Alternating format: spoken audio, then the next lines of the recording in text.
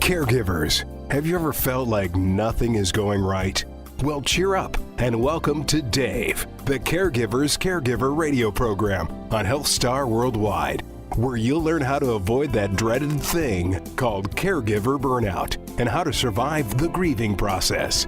They say that there are only 3 types of people in the world: those who are caregivers, those who will become caregivers, and those who will someday need a caregiver. Join Dave and his guests now and every Tuesday at noon Pacific on Radio Star Worldwide as they share practice tips and tools that you can start using immediately to help get you through this day, so you can live your caregiver life more fully and abundantly. Now, here's your caregiver host, Dave Nasani.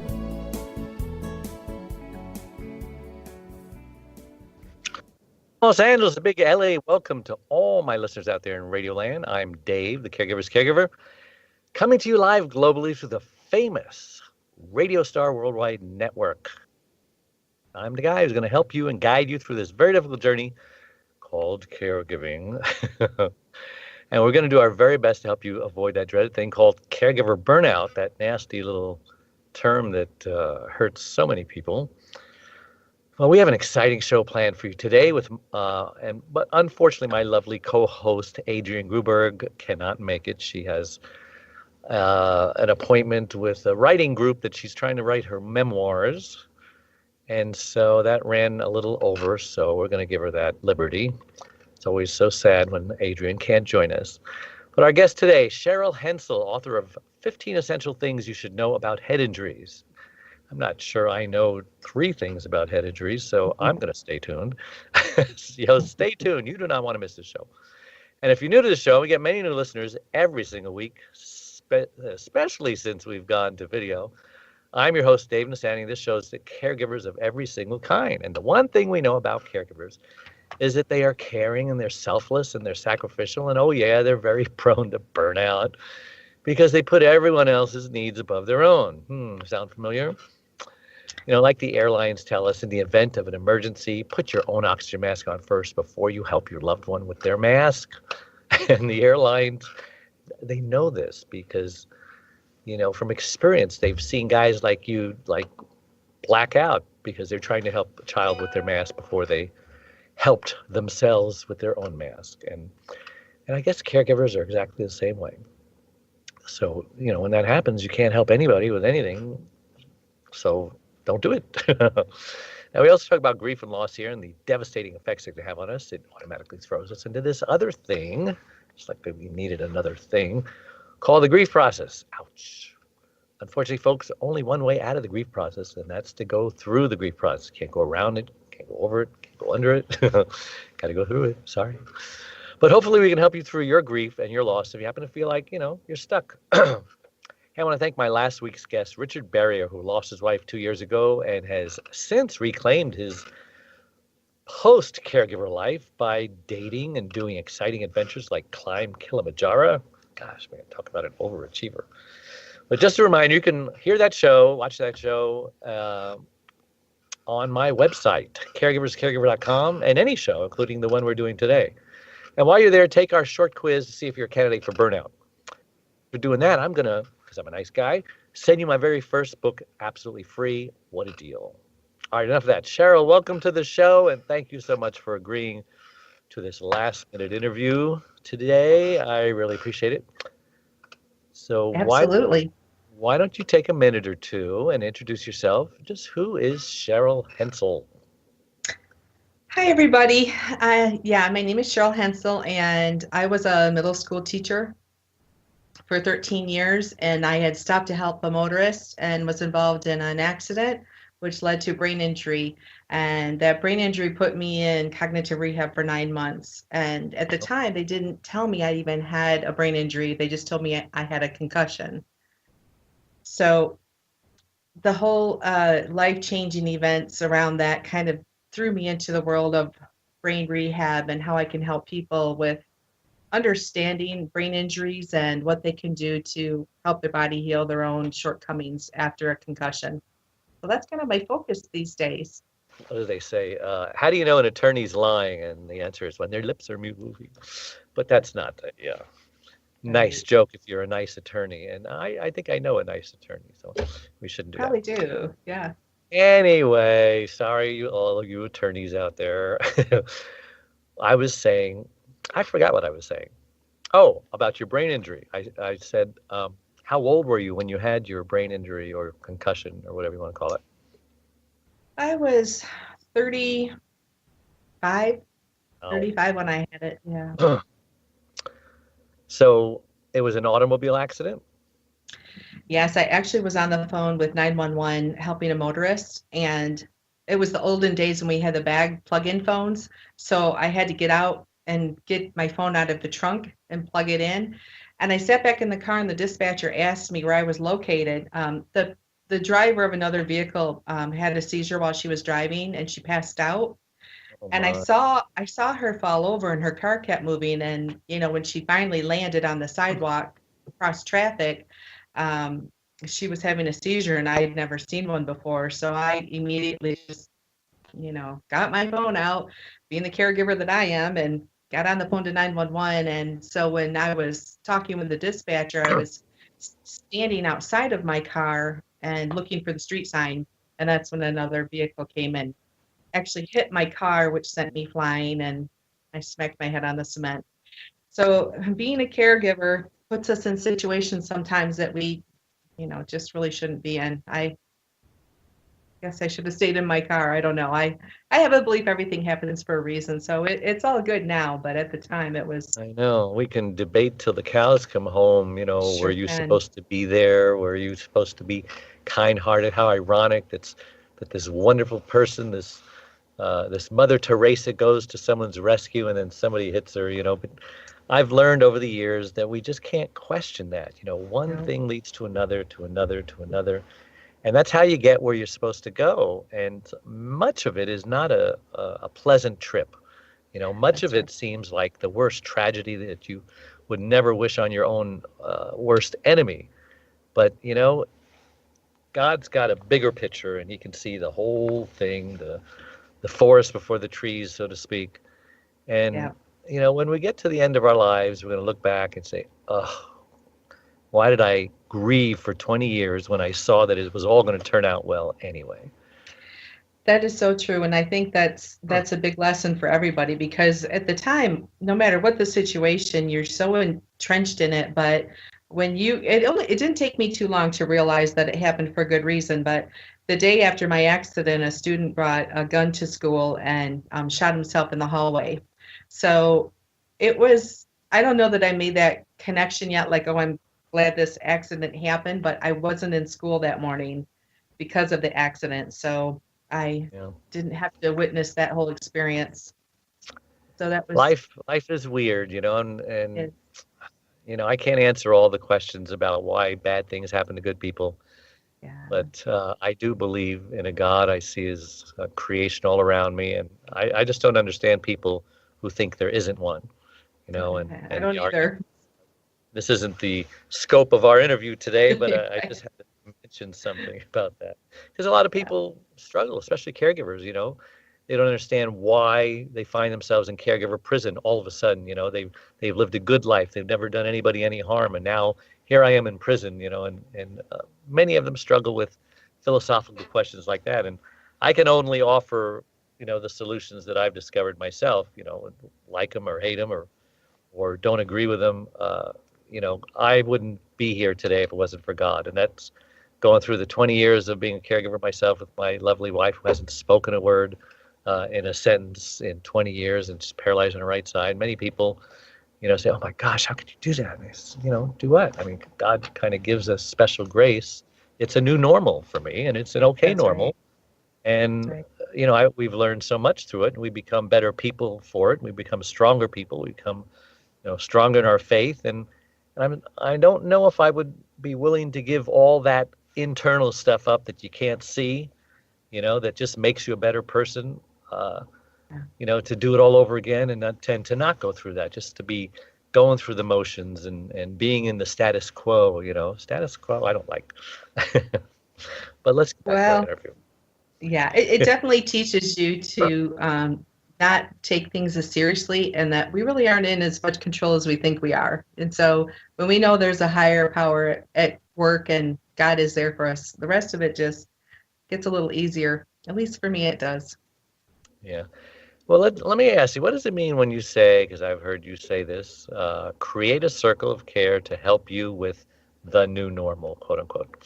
Yeah. I think that's probably key, that a lot of caregivers take it on themselves when, and this can be for any situation, brain injury or concussion or whatever, but you really need that support group, because a person with a brain injury isn't going to be the same person they used to be. And they're going to need some extra care depending on the severity of it. But the more people you can get around you to help you to understand what's going on in your household, um, the easier that task is for you to get through your daily activities. Mm. Neighbors, friends, family. I think everybody has to be on the same page with that and understand the language that you're using to help them, and just kind of a little coaching session all together so you can help that person maneuver through their new, as you say, like I like to say, the new normals in their life. Yeah. And some people, mock that term new normal. I'm in a situation here, I'm paralyzed from the neck down, and you're calling this a new normal, and they're going through a lot of anger, a lot of denial, a lot of depression. What do you say to those people? Because that will eventually become their new normal, and like it or hate it, it's better to just accept it and go along with it and be a happy person. Like my wife is an amazingly happy person. One of her best gifts is encouraging others, because they'll look at her with a smile on her face and hope in her heart. She says, "Oh my God, what am I complaining about? These piddly little things that I think is the end of the world. Look what this woman has accomplished." And she's got a smile on her face, and she hasn't lost her faith. Yeah. I think the quicker that you can just accept that this is, I think there's a grieving process that goes through with any accident or tragedy that occurs in your life. And it is a loose term, the new normal, but when you accept that it's not going back to the way it used to be, and you can get through those steps quicker of knowing that this is just our life now. I, like you, have been blessed with learning that lesson from my brother, who's a quadriplegic. So when I had my accident, I said to myself, well, I can still walk and maneuver and function. This is just something I have to work through and understand what I can do to help myself with my daily tasks that I was having trouble with. But my quality of life didn't change dramatically as his did. And I saw him still living and functioning and, carrying on with life the best he could. So I think those teachers come to us in different ways. And the quicker we accept that new normal, the easier we get through situations. Yeah, God makes sure that there are comforters in our lives, people who've been a little further down the road and know, that it's going to be okay. And I saw in the Hunger Games the other night where the guy said, hope is stronger than fear, and it doesn't take much hope for a person to make it, to get through this tragedy. That's right. That's right. So, and the If you Bible think doesn't about, hope people perish. yeah, if you think about a dark room and the small, tiny amount of light it takes to illuminate that room, it's really pretty minuscule, as opposed to a bright room and you try to make it dark, it takes a little bit more. So I like to use that analogy with people, that it's just a little spark of light that really can That's change true. the intensity of a room. Yeah. That's true. Well, let's Yeah. talk about when you say seek out friends and neighbors. Don't try to go it alone. How important is human support, human touch, hugs?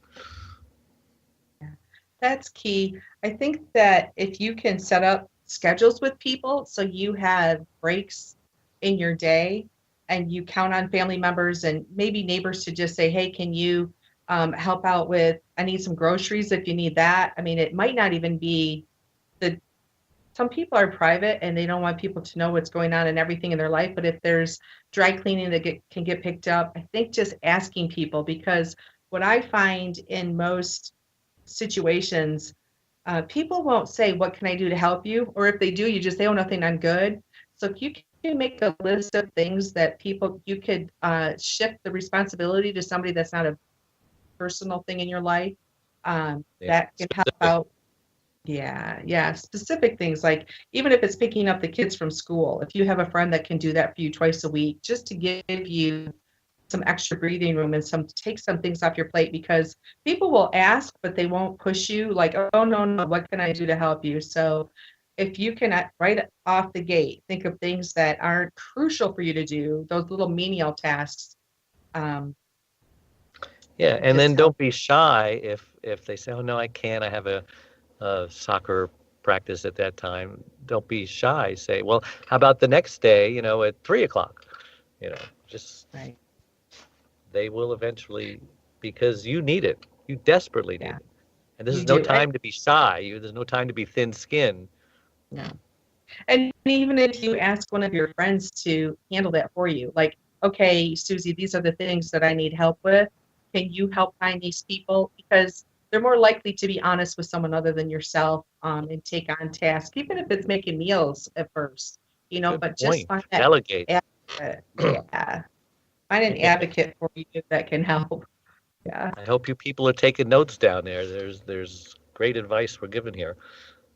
Um, let's talk about when you say things like understand that the person may look the same but not feel the same. What are you talking about? Well, I think that most people that have had a brain injury or brain trauma, you can't see it. So when you look at the person, they look like they're the same person they used to be. If you had a broken arm, you can see someone in a cast. There's certain things you can't ask them to do because of the cast limiting their abilities. But someone with a brain injury, when you see them and they start to look like, oh, they look like they're rehabilitated and they're normal, but why do they have such strange spending habits? Or why can't they remember what I told them? The frustration sets in fairly quickly because you look at them and they seem to be functioning. They seem like they somewhat have things in order, but yet there's personality traits about them that can change that don't really make sense. So depending on what part of the brain you injure, you might have a symptom or a behavior based on that part of the brain that was damaged. Hmm. Very interesting. Yeah. Um,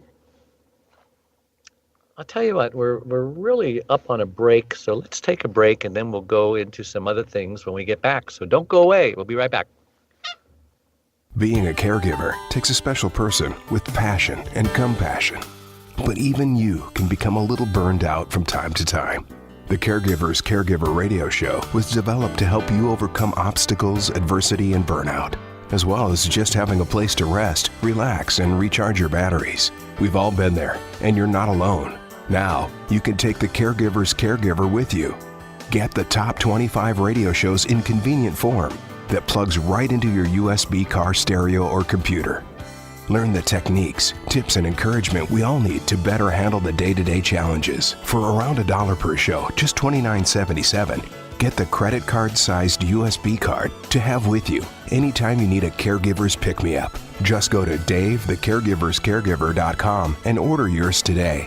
Go to DaveTheCaregiversCaregiver.com now. Consider it an investment in you, and ultimately, an investment in them. Caregivers, have you ever felt like nothing is going right? Well, cheer up and tune into Dave, the Caregiver's Caregiver radio program on Radio Star Worldwide, where you'll learn how to avoid that dreaded thing called caregiver burnout and how to survive the grieving process.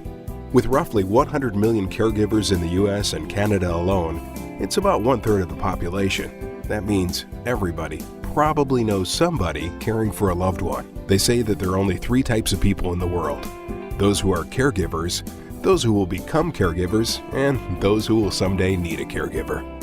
Mothers of special needs children, family members caring for elderly parents, spouses, siblings, or friends caring for disabilities such as Alzheimer's, dementia, cancer, stroke, heart disease, diabetes, muscular dystrophy, AIDS, autoimmune diseases. The list goes on. Join Dave and his guests every Tuesday at 12 noon Pacific on Radio Star Worldwide as they discuss avoiding caregiver burnout and surviving grief. You'll start feeling better in no time as you begin to receive practical tips and tools that you can start using immediately to help you get through the day and to live life more fully and abundantly. And we're back with Dave, the Caregiver's Caregiver, and Sheryl Hensel, author of 12 Things. What's the title of your book? 15 Things You Should Know About Brain Injuries. Yeah. 15 Itty things. bitty See, I book. forgot 3 of them already. That's okay. That's okay. Now, I was asking you before about your internet connection. It's more reliable if somehow we're plugged in with an Ethernet cable as opposed to Wi-Fi. Are you on Wi-Fi? I am on Wi-Fi. Yeah. All right. Well, next time we'll plug in. We'll have more time to prepare. Okay. Right. So So, you had asked me about the person looking okay. So I just wanted to give an example of you've seen them and it looks like they're still, maintaining life and things are back to normal, but yet they have impulsive buying. So if you were to hit the frontal lobe of your head or your brain were to hit, because the brain's just on a stem and it, I don't know if you saw the movie Concussion, but here's your brain, here's the stem, and then the skull around it. So the brain is flexible. If it gets impacted enough, the front of your brain could hit the skull. Well, any part of your brain could. So if somebody hit the frontal part, which is, this frontal lobe here, things involved in that part of the brain would be impulse buying, problem solving. So they used to maybe never buy things, and all of a sudden they're like, "What are you doing on, home shopping network? Why are you buying so much lately?" That's a sign that that's just part of their brain trying to figure things out. And there's trillions of connections in the brain, so one little part could be off that they look normal, but there's processing problems that are going on with them. You're on mute again. I said thank you. That explains a lot. Because sometimes my wife likes to shop too much. Well, it could Well, be that. explain the use of supportive communication. Like, I don't know what you're going through, but is there something I can do to help? That kind of thing. This is for the people who know people going through some stuff and don't exactly know how to act, don't know, how to act normal anymore because normal doesn't exist anymore. And, they don't want to be condescending and they don't want to be, the person who keeps reminding the person that they've got some bad stuff happening. So what do you say? What do you not say? That's a great question. I think that one of the most frustrating things that people can hear is, you're just not the same. And why can't you remember things? Or, well, let's take it to the positive. I think what the person that's going through it would appreciate hearing the most would be, I don't know what you're going through. Because when people would say to me, "Oh, yeah, I forget things all the time too," and they would kind of belittle what you're going through, like, "Oh, I know what you're going through." And I thought, you have no idea what I'm going through. So I think that just being cognizant of the wording that you're using with people is part of it. Because even as a healer, I don't ever say to my clients, "Oh, I know what you're going through." Nobody really knows what another person's going through. Even if you've had a similar situation, there's so many factors that can make it different. So be careful of that type of vocabulary word, the vocabulary that you use with people, because it's almost personal. I mean, it is very personal. It's like, no, this is what I'm going through. So just support them without being condescending, like you said. You want to encourage them, but be careful how much you push and how much you belittle the experience that they're having. Yeah, good point.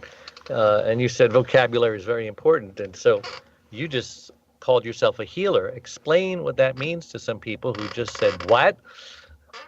Yeah. So after my accident, I was in cognitive rehab for 9 months, and it didn't help clear the fog. I had this fog that I just couldn't really explain to people and forget to turn off the stove and whatnot. So I learned this form of healing work that I personally went through, and then I became a practitioner. I spent 2 years learning the work, and that's what helped me personally, I feel, with getting my memory back and getting the fog lifted and having more clarity. So I do sessions with people, and I'm working on a program to help train other people to do that as well.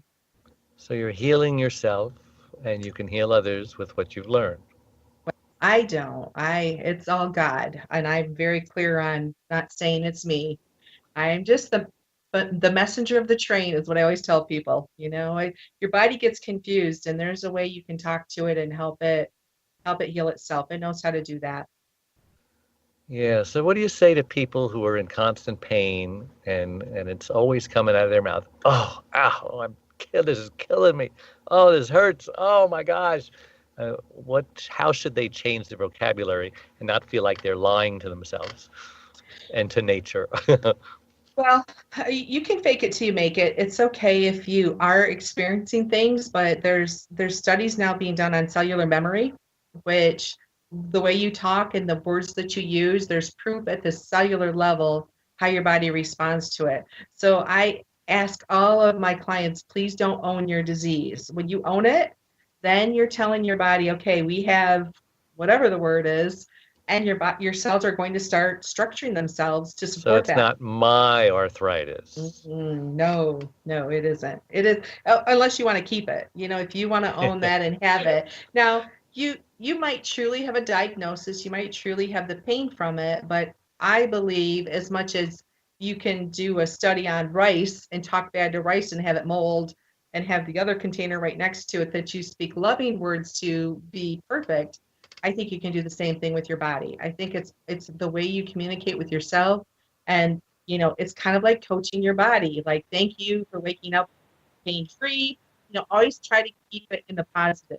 Optimal health, um, perfect health, if you want to say that.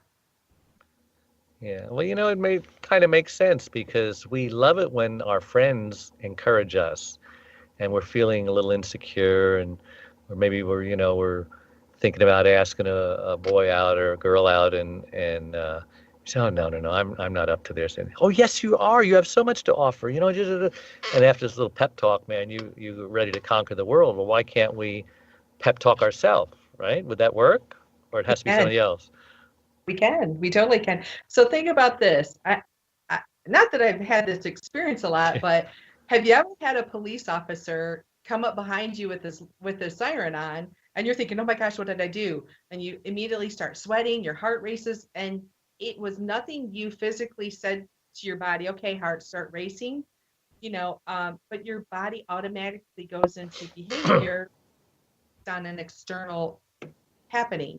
You can create that same thing in a positive way for your body. There's nothing you Mm. mentally do to tell your body, okay, heart, start racing. Okay, let's start sweating. I'm going to get pulled over. Yeah, we don't think about the opposite. We I can don't. I can freak myself out. I can become fearful. I can become all those negative things, Yeah, but we can also become all those positive things too. we can. We can. Perception is everything. And I tell people that. They're like, I'm so sad. And I'm like, well, that's a choice. Do you want to stay sad because nobody's putting a gun to your head and telling you be sad today? It's just something you move through, you acknowledge it, you find out what your lessons are from that sad. We're losing your audio. Okay. That's better. Um, so I think perception is the big part of healing and self-care and caretaking for other people, because five people can see the same situation and you all have a different view on what just happened based Hmm. on your perception. So it's really, nobody makes you feel any way. It's a choice you always have. Yeah, and so some of the opposite feelings that we want to experience is health. How does a person feel healthy? You know, Right? energy, Mhm. happiness, peace, Yeah. Love, contentment, love. You know, self-acceptance. we can all feel those things, right? Because then it feels good, as opposed to anxiety and fear and worriness and dread and you name it. We don't even want to say those words. Right. Now, this isn't to say that just saying these magical positive words is going to automatically heal you, but I think it's proven but that not saying them, in fact saying the opposite, will most likely make you worse. I believe that. And I think that Nothing is like, you can't sit there and say, I want $1 million and $1 million will come to you. But I think that the more you train yourself into positive conversations with yourself, the quicker your healing will happen. Just like I have happy memories of Christmas. I can't listen to Christmas music and be in a bad mood. I hear certain songs on the radio that take me to a time period, and there you are. You're there. And it isn't anything that you thought about doing. You just went there. So if you can train your body that same way, I think it can be done. Yeah. So let's talk about what you call help with cues or mental triggers, color coding, calendars, etc. What is that? So anything that you can do to alleviate the stress in the person's life, they're already going through enough, just trying to get through their daily routines. But if you can color code notes like high priority, put in green, maybe needs to be done sometime today in orange, and just little sticky notes around the house as reminders, because, as we all do, we go to the kitchen and what did I come here for? That type of episode happens more often where they get lost in the routines of things, and maybe even directions on how to get someplace. One of the things that you can do is journals and calendars help a lot, just as mental triggers. We're losing your audio again. Okay. Is it me getting closer? Maybe that brings it back, yeah.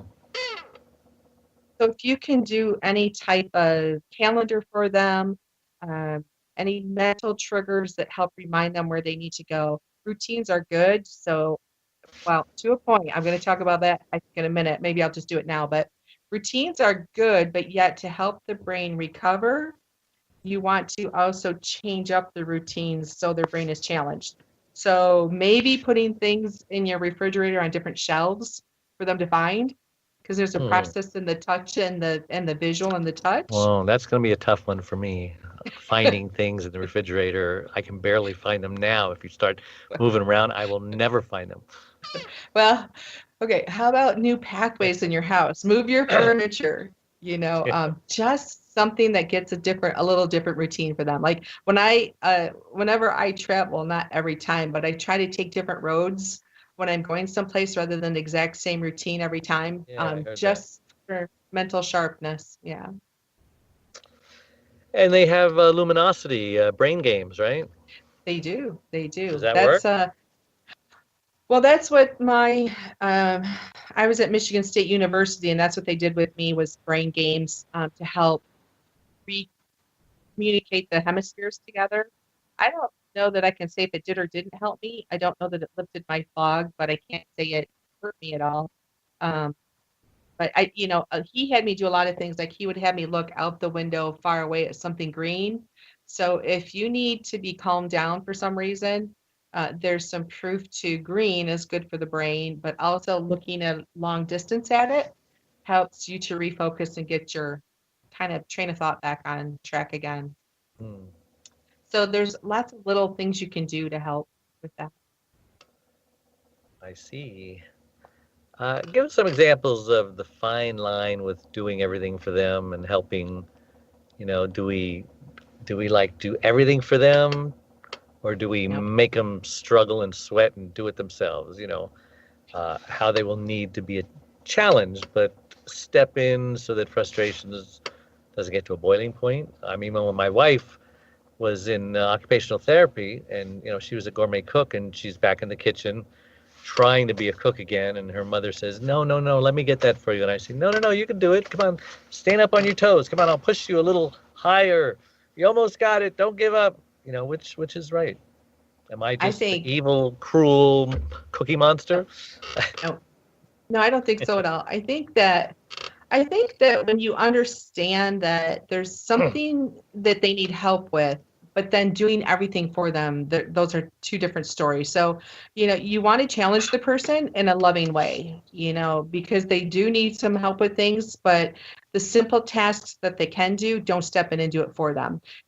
When someone's trying to think of a word and you don't give them that extra 10 seconds for them to recall the word and you say it for them, Yeah. those type of examples, oh, here, let me tie your shoes for you if they're getting trouble remembering how to put it in a bow. You don't have to do it for them. You can help them remember how to do it, but don't do it for them. So I think that's, the fine line between, coddling and nurturing them and taking over their daily activities. That's great advice. You're really good. You're really smart about this Oh, kind of thing. well, For I was someone a who has teacher. brain injury. Yeah. No, I don't anymore. I don't anymore. I'm going to say I'm 99% healed, and I'm working on that extra 1% every day. So, Well, I think there's, we could all use healing in our brain. I know I can. The yeah, memory is just, I need the calendars. I need the sticky notes. I'm a little concerned. I'm taking that study on early dementia, because my mother had dementia. So every 6 months they give me this test. And the good news is, there's good news and bad news. Bad news is I'm just under the borderline, so I haven't crossed into that never land. But they said I'm not getting worse. I'm maintaining. I took up the piano again. I do this radio show. I try to do comedy. So just anything to make me think on my feet. And there are times even in this show where my mind will just go blank, and that's especially if I don't take notes. I've always got to, while you're thinking, I'll think of something to say, and if I don't immediately write it down, it's gone. yeah, So yeah, these are the aids that help me get along. And I speak right. to a lot of people. A lot of them are in the same boat. They say, "Oh yeah, or they're talking to you and they can't remember the name of a movie or the name of an actor," which happens to me all the time. Yeah. So Well, there is truth to the aging process. I think that if there's certain supplements or oils that we can use, there's things we can do to just help have an optimal brain.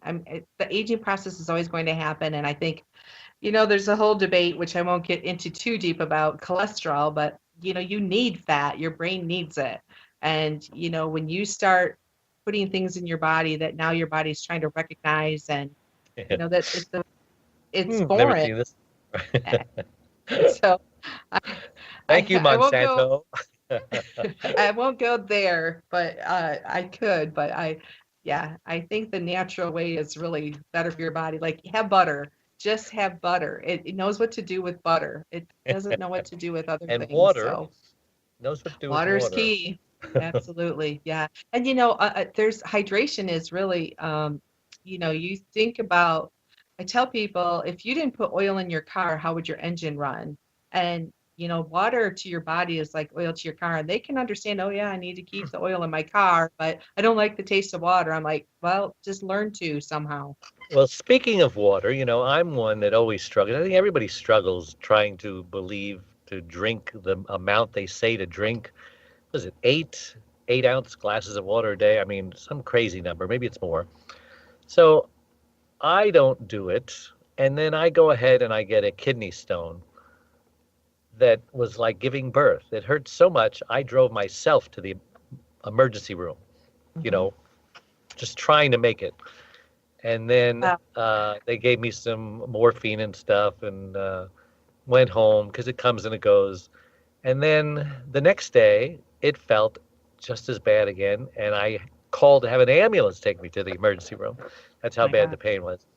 And so finally, I passed it, but they analyzed it and everything, and they said, you need to drink. They did this whole test of, drinking so much water and measuring the pee that comes out of you.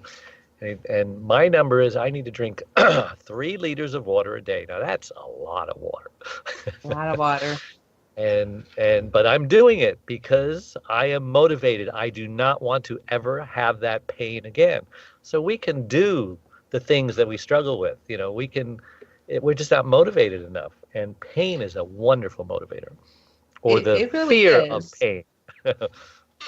Well, it is, but it's funny because people know if I do X, Y, and Z, then I could end up with this disease, and they still do it. It's like the Russian roulette game. Will it happen to me? Is this really something I have to be worried about? But I usually ask people, well, what's your pain pleasure from that? There's some kind of reward you're getting for not drinking water, and you need to ask yourself that question and be honest. about it because I'm just using the water as an example. If there's a payoff for you to be in pain and you've made your body think, I don't like water, well, what's your body going to do? Yeah. Not want water.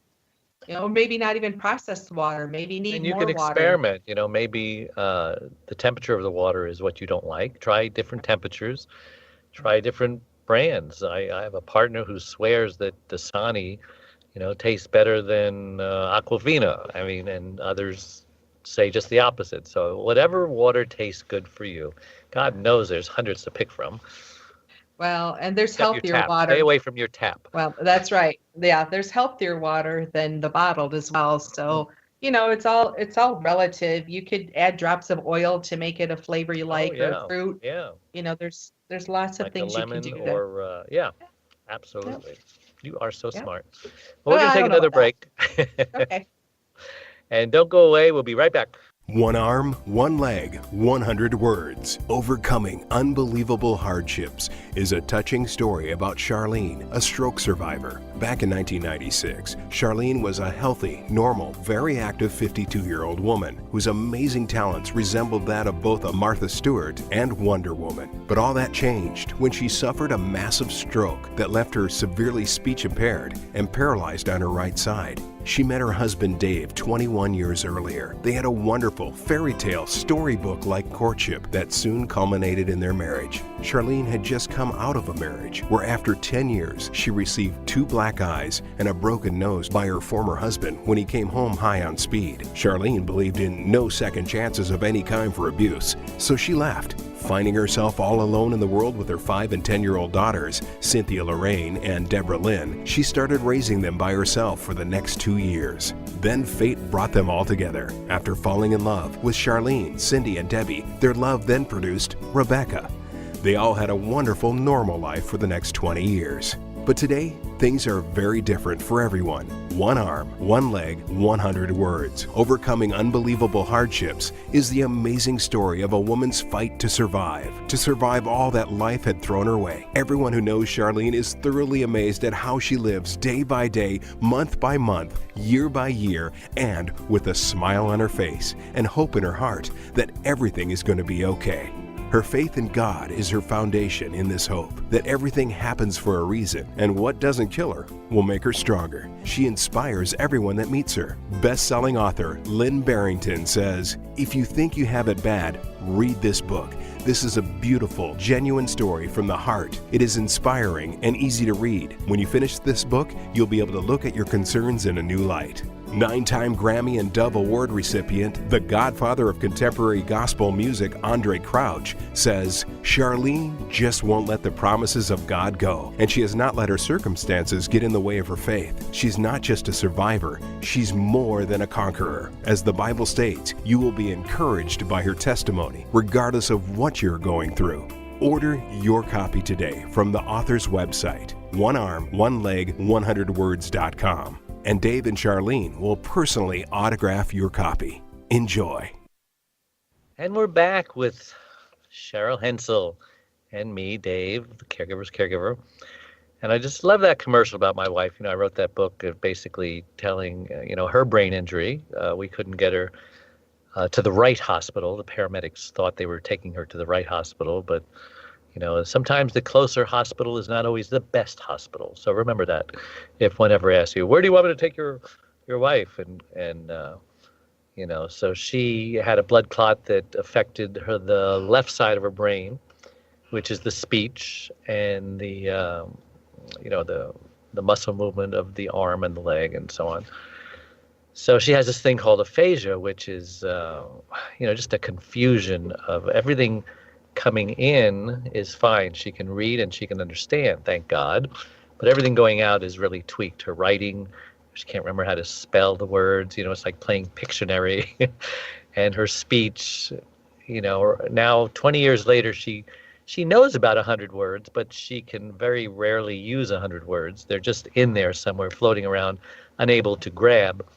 But she can probably use at will maybe a half a dozen words. along with her expression and her gestures and her eye movements and her tonality, is pretty powerful communication. You know, she's an excellent communicator, but she, like you said, the neural pathways are finding different avenues, even though she can't talk. You know, they machete this trail that makes her do a gesture, like look at her wrist and point to the thing and saying, you know, what time is it? You know, that's a neural pathway that she couldn't do before, you know. So the brain will find many ways to communicate, even if it's non-verbally. And they say 80% of communication is nonverbal. They do say that. That's true. Okay. Well, that's fascinating. I think that, you know, I think there's hope for people. I really do. And had I not gone through it myself, I don't know that I could sit here and say that today. But, you know, I saw the deficits that I had from my injury. And, you know, fortunately, I learned the work. It was about, I guess, 3 years after my accident. So, oh, good for you. Right. Well, you know, if it wasn't for this stroke, she'd just be a famous person in her little tiny circle and sphere of influence. But now, because she's gone through all this pain and suffering and trials, she can encourage the world, literally the world, because she's just amazing. She's a cross between Martha Stewart and Wonder Woman, and she puts on dinner parties still. And she does all the work in the house, the laundry, the cooking, the you know, the house cleaning, etc. So she's like a one-arm wallpaper hanger. So don't tell me what you can't do. Come and meet my wife, and she'll teach you what you can do.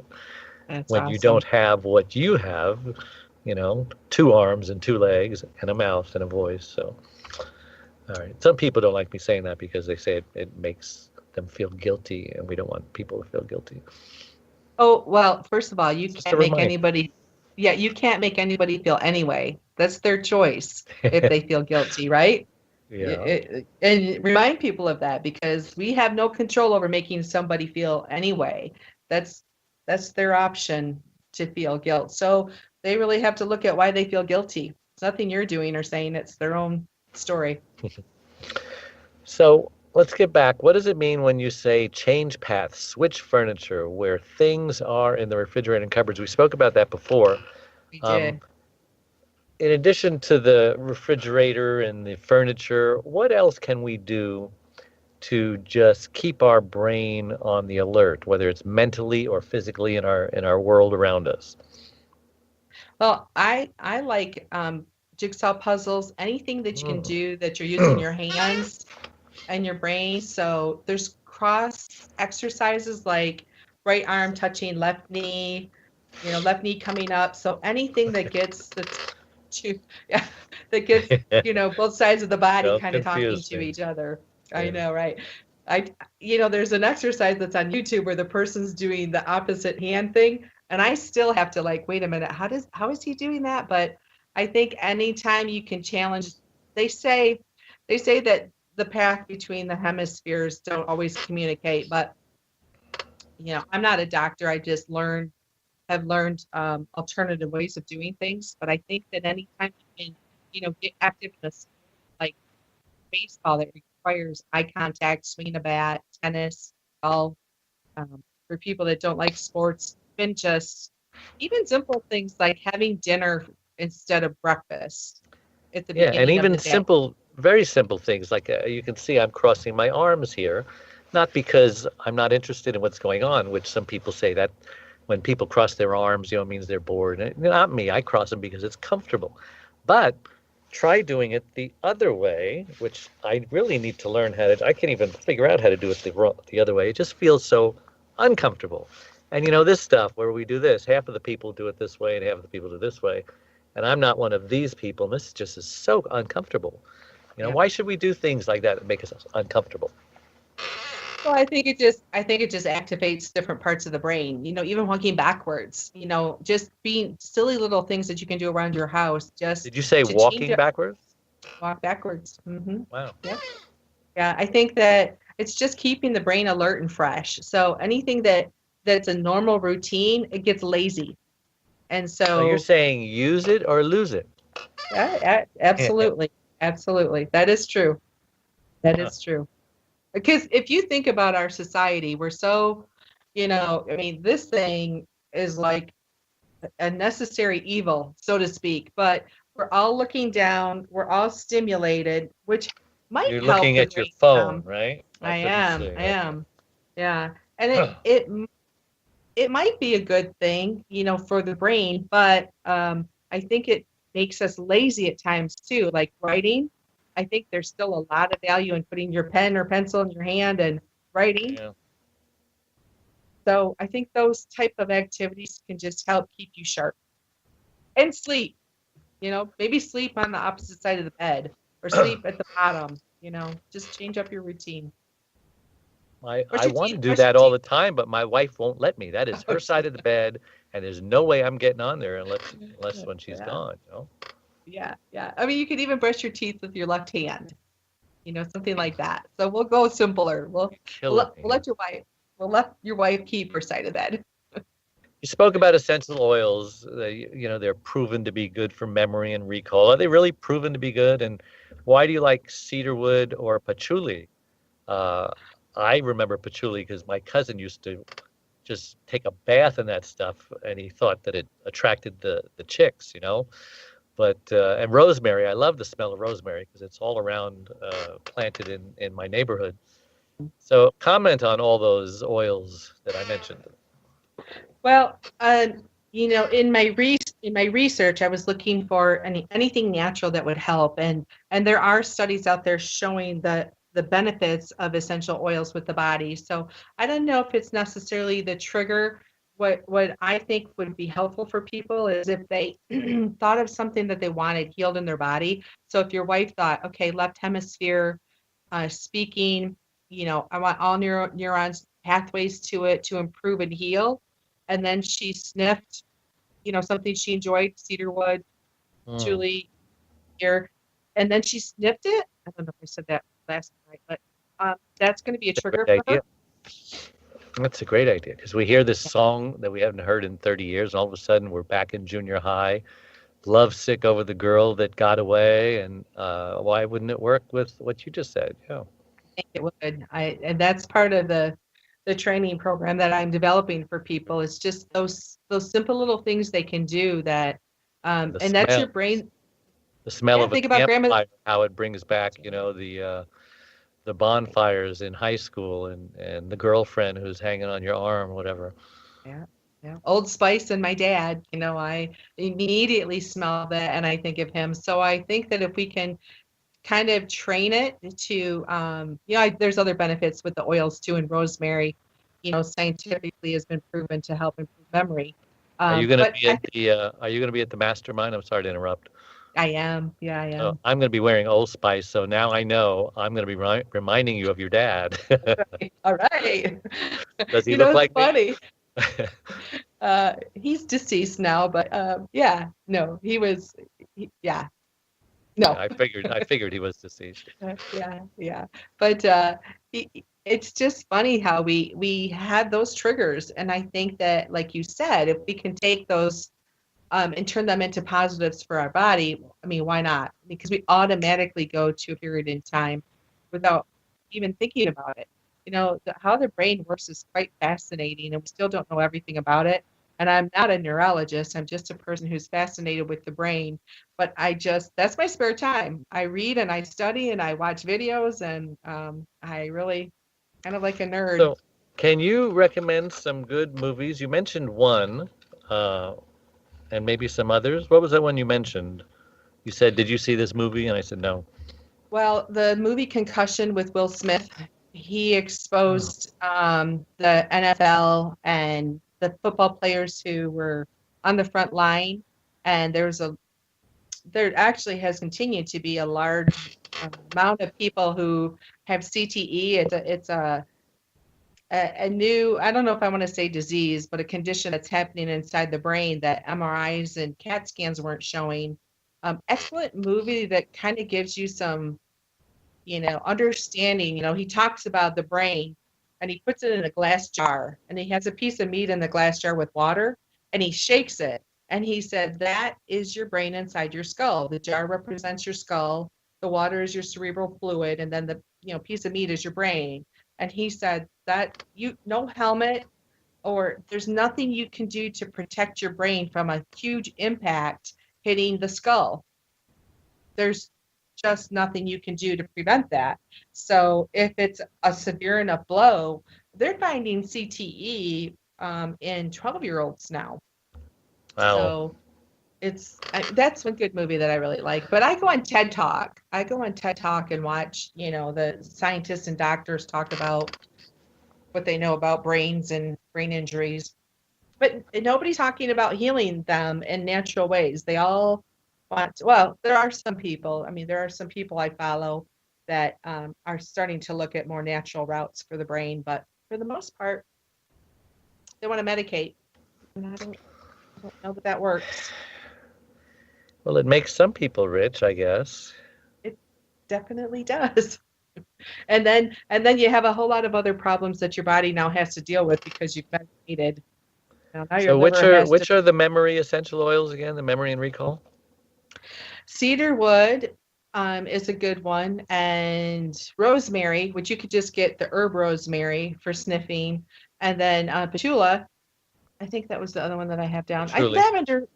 Some people like lavender. I think for pain, lavender is also good, but you can really associate if you're trying to use an oil to trigger healing in your body, and that whenever your body smells that, just sniff the oil, and you're telling your body to help heal whatever. I'm not going to say if it does or doesn't work, but if we were to do some studies on it, it'd be interesting to find out. But I do believe in the power of the body to heal itself, just like prayer. How does prayer? So where should we put it when we're doing this? Can we rub it into the part of the body that we want healed? Sure.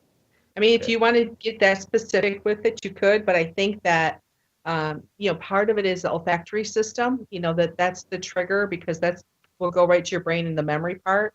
So sniffing it. Yeah. I would smell it. Cool. Yep. Yeah, I've got essential oils. I'm going to, I bathe in them, so that's a good time. I can the whole house reeks when I do that. Right. Everyone, I don't know if they complain, but they let me know that they can smell something. Oh. But it's a pleasant smell. Peppermint, I like the smell of peppermint. Maybe everybody doesn't. Peppermint's a good one, right? It is. And peppermint's good for if you get tension headaches or migraines, putting them on the back part of your skull and on your temples. There's other little tricks you can do too for that. All right, let's talk about the most important one last. Actually, you've got 60 seconds to talk about this one. You need to take care of yourself. You can't help anybody if you run yourself down. Put your oxygen mask on first. Take about 60 seconds to talk about this, and then we've got to say goodbye because time just has gone and slipped away from us. Okay, it's true. They're finding studies now are showing that caregivers have a higher risk of heart disease and high blood pressure and depression. So you really need to keep your health, take those breaks. Don't feel guilty. It's okay that you leave your person with a neighbor or somebody just to sit with them if need be, but you really have to take care of yourself first, because you go down, then what are you going to do after that? They all go down. That's right. So how can somebody get a hold of you if they have more information they want? Sure. I have a website, SherylHensel.com, SherylHensel.com.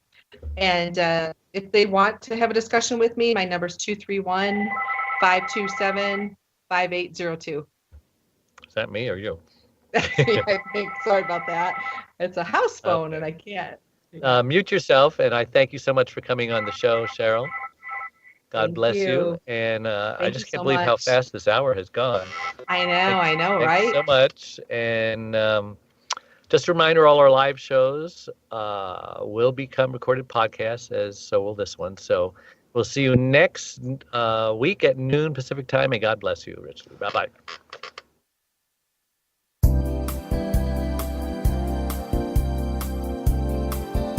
Thank you for listening to the Caregiver radio program with Dave Nassani.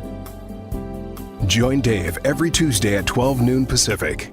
or catch the program anytime, 24/7, right here on Radio Star Worldwide.